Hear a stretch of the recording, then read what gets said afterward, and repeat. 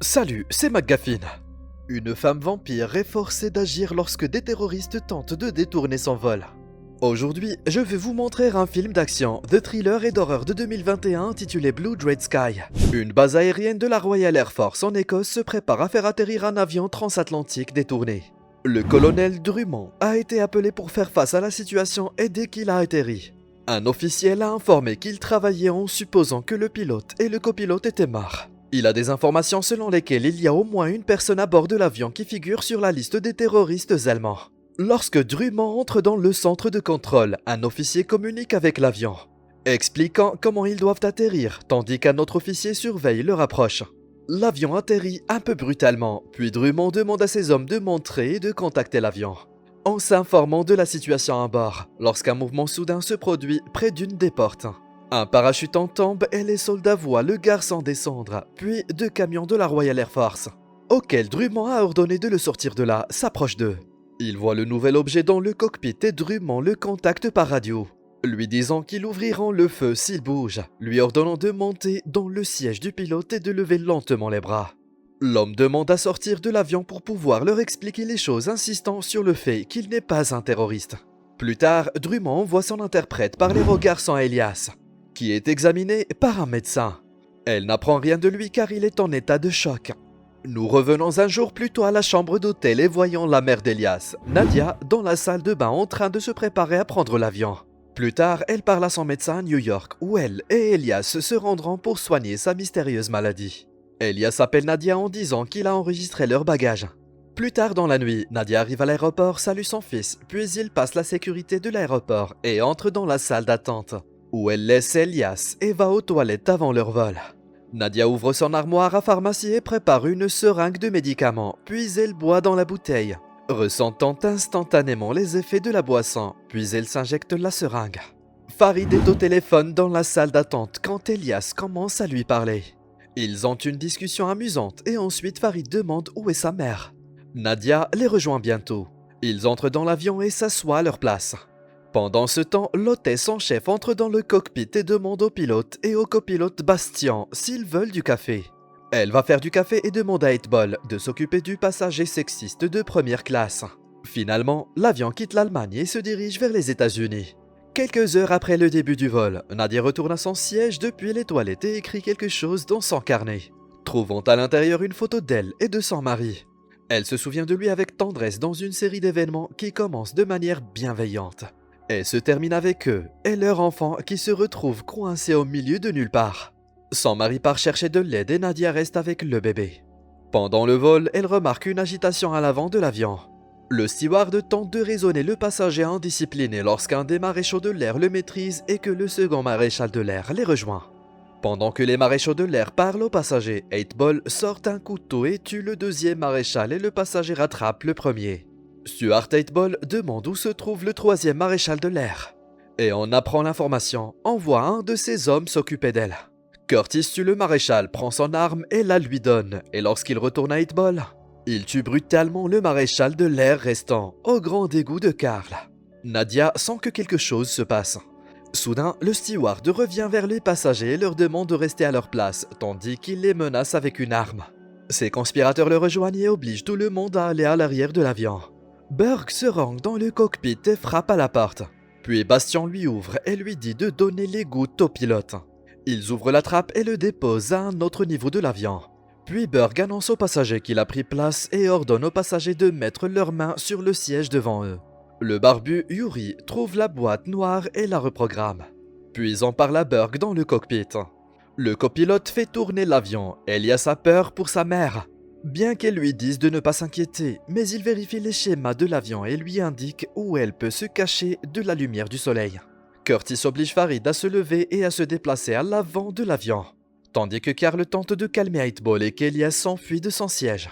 Nadia va après Elias et 8ball les suit, puis il lui tire dessus devant Elias. Il attrape le garçon et Karl le remet à sa place, en lui disant d'y rester. Burke rencontre Curtis à mi-chemin de l'arrière et Curtis lui raconte ce qui s'est passé. Burke s'approche d'8ball et lui dit que s'il refait quelque chose comme ça, il le tuera.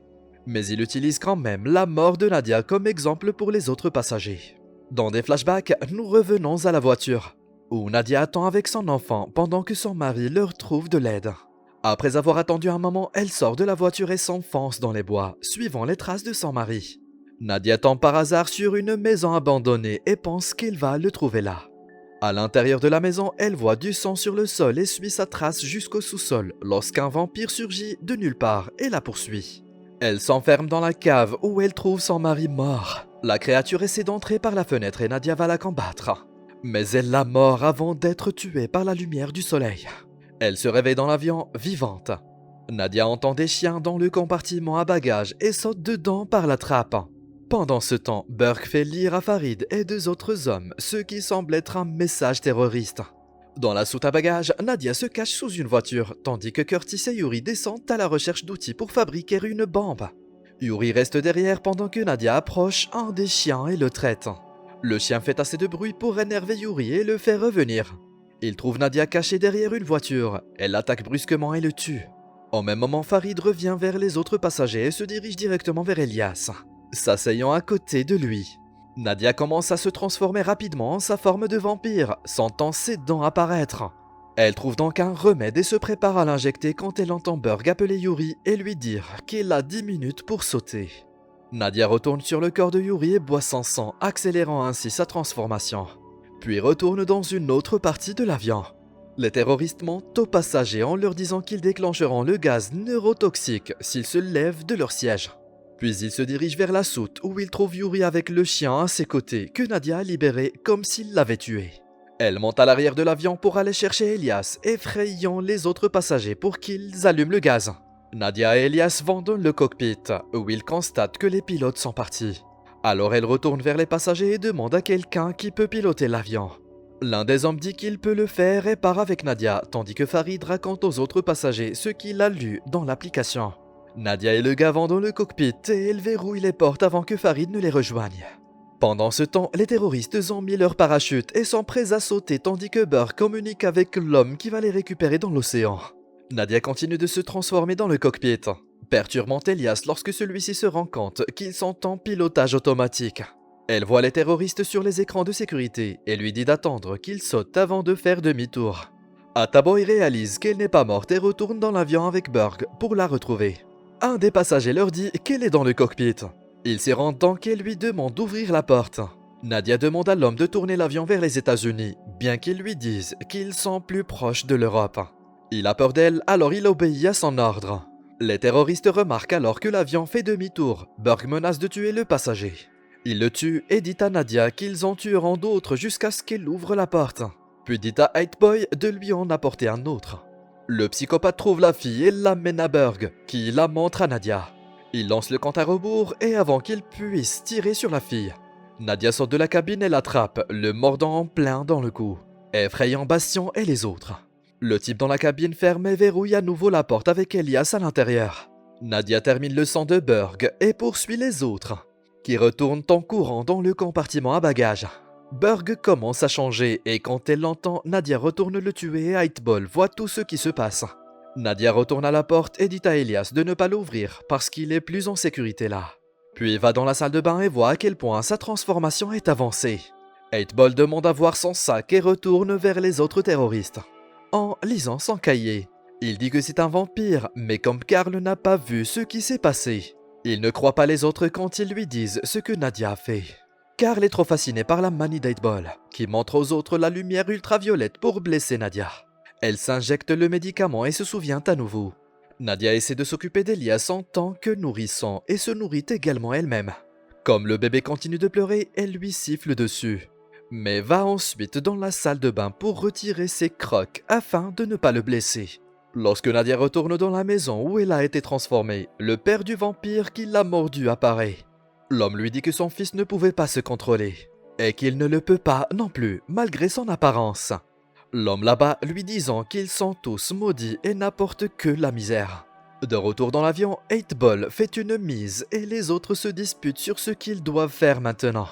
Carl convainc Bastien que leur seule chance est de retourner dans le cockpit et de remettre l'avion sur la bonne voie. Elias sort du cockpit, ignorant les supplications du gars de rester à l'intérieur, et traîne sa mère hors des toilettes, la traînant en arrière. Les terroristes se relèvent et quand le type les voit, il s'enferme à nouveau dans le cockpit. Nadia se lève et se dirige vers 8-Ball qui l'attend avec un pieu et un ultraviolet. Il la brûle et elle perd connaissance, alors il dit aux autres de reprendre le contrôle et lui-même reste derrière pour découvrir qui elle est. 8-Ball trouve une seringue et la remplit de sang et lorsqu'il veut la poignarder, Elias apparaît, le menaçant avec une arme. Le psychopathe se dirige vers Elias et lorsqu'il tend la main vers l'arme, il la tire à travers la fenêtre et l'avion se déstabilise en raison d'une chute de pression. Bastien dit aux autres qu'ils n'ont de l'oxygène que pour 10 minutes et qu'ils doivent poser l'avion. Nadia met un masque à oxygène à Elias, prend un pistolet et tire sur 8-Ball qui s'enfuit. Au même moment, l'homme dans le cockpit perd conscience parce qu'il ne peut pas tenir la porte et atteindre le masque en même temps, ce qui permet aux agresseurs de retourner à l'intérieur.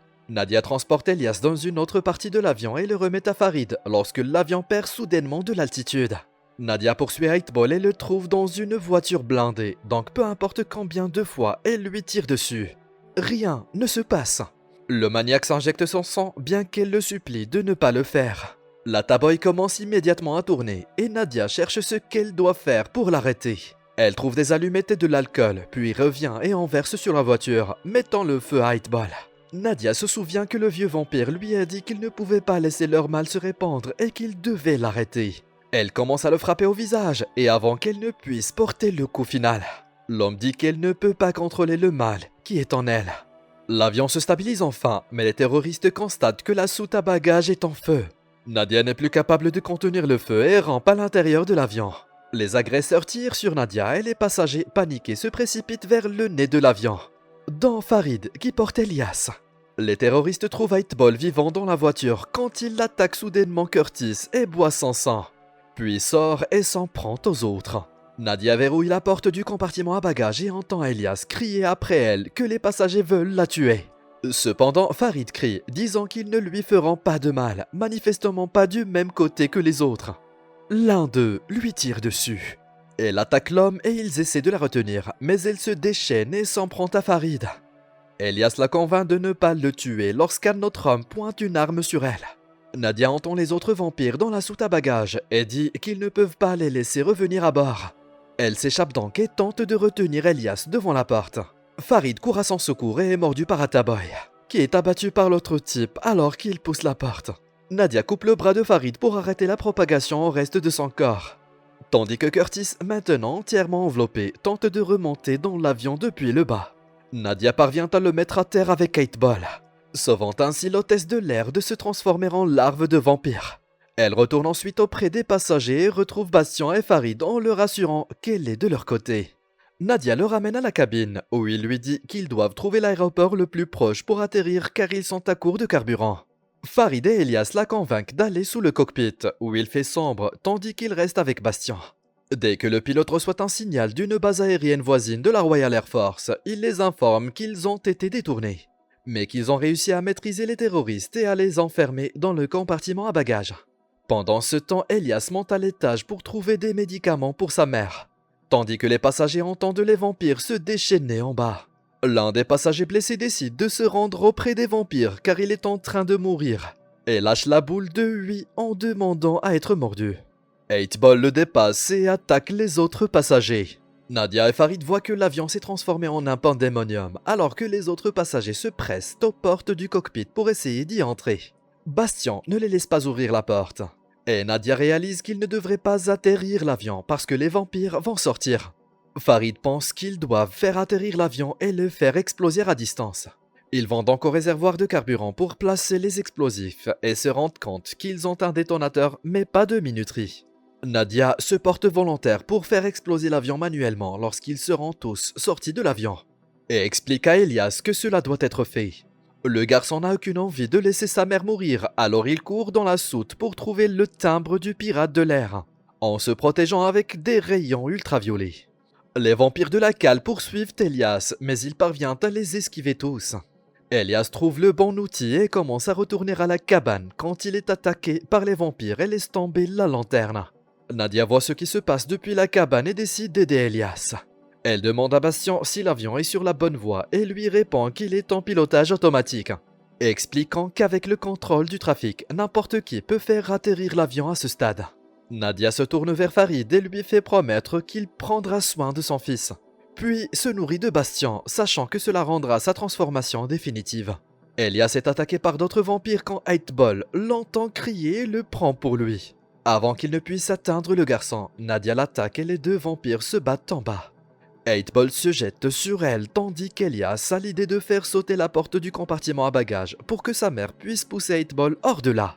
Pendant ce temps, Farid voit que le garçon est laissé seul dans le compartiment à bagages avec sa mère, tandis qu'Eightball se glisse à nouveau dans l'avion et s'en prend au garçon.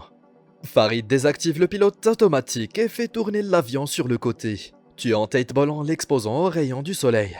Elias nourrit sa mère de son propre sang et elle se réveille, se retenant à peine de se nourrir de lui à nouveau. Elle le repousse et se recroqueville. De retour à la base de la RAF, Elias interroge l'interprète sur Farid et la supplie de le faire sortir. Mais le raciste lui répond que peu importe ce que Farid lui a dit, il fait partie des méchants. Elias lui dit qu'ils doivent le sauver des vampires avant le lever du soleil. Ils injectent un sédatif au garçon. Drummond ordonne à ses officiers d'attendre que les vampires de l'avion mangent les corps restants. L'armée continue de parler à Farid et tente de le convaincre de se rendre, sans comprendre ce qui se passe et sans écouter ses supplications. Ils finissent par lui tirer dessus et arrivent à l'avion, y pénètrent et le sortent avant qu'ils ne puissent le faire exploser. Les soldats montent dans l'avion sans savoir ce qui les attend. Lorsque le garçon est emmené à l'hôpital, Elias parvient à endormir l'ambulancier avec des somnifères qui lui sont destinés. Il attrape son ours en peluche et saute, courant vers l'avion. Les soldats sont attaqués par des vampires, n'écoutant pas ce que Farid leur dit. Après quelques instants, il aperçoit Elias depuis l'arrière du camion. Mais le garçon ne l'entend pas l'appeler. Quand Elias atteint l'avion, il voit sa mère en train de manger un soldat et l'appelle. Lorsqu'il réalise qu'elle n'est plus sa mère, Elias fait exploser l'avion, à la grande surprise de Drummond et de ses hommes. Rassemblant ses dernières forces, Farid retrouve Elias près de l'épave et ils s'embrassent. J'espère que vous avez apprécié ce résumé. Dites-nous dans les commentaires ce que vous pensez du film. Et abonnez-vous à notre chaîne pour voir plus de vidéos comme celle-ci. Merci d'avoir regardé.